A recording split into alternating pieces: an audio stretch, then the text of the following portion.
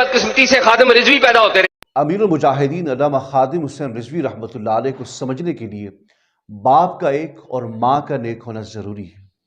آزاد نامی شخص کی یہ ویڈیو سوشل میڈیا پر مسلسل گردش کر رہی ہے، جس میں یہ شخص کسی تقریب میں خادم حسین رضوی رحمۃ اللہ علیہ پر مسلسل زہر اگلنے میں مصروف ہے۔ اس کی آباء و اجداد کو علامہ اقبال اور قائد اعظم محمد علی جناح کی سمجھ نہیں آئی، اور آج بادشاہ خان کی اولاد ہو، ریاست مدینہ کے ٹھیکیدار ہوں یا پھر شیر کے پجاری ہوں،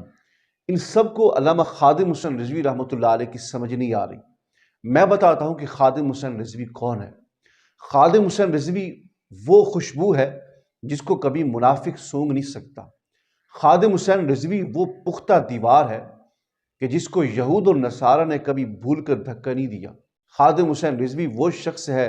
جس کو فیض آباد کا چوک آج بھی یاد کرتا ہوگا۔ خادم حسین رضوی وہ ہے جس کے جنازے پہ کروڑوں لوگ صرف اس لیے آئے کہ کل قیامت کو روز محشر میں اللہ کریم اس جنازے میں شرکت کی سبب ہماری بخشش فرما دیں۔ حاضرین اکرام، کچھ لوگ ہوتے ہیں جن کے پیدا ہونے سے اللہ کریم دین کو بھی تقویت دیتا ہے اور ملک کو بھی تقویت دیتا ہے، اور خادم حسین رضوی انہی میں شامل ہیں کہ ان کی پیدائش کے بعد اللہ نے خادم حسین رضوی صاحب کی وجہ سے لاکھوں لوگوں کے دلوں میں عشق مصطفیٰ کی شمع کو روشن کیا، دین کو بھی فائدہ ہوا اور ملک کو بھی فائدہ ہوا۔ اور بادشاہ خان جیسے لوگ جن کے پیدا ہونے سے نہ دین کو فائدہ پہنچتا ہے نہ ملک کو فائدہ پہنچتا ہے، یہ وہ حرام النسل لوگ ہوتے ہیں جن کا نہ تو سلسلہ نسب اچھا ہوتا ہے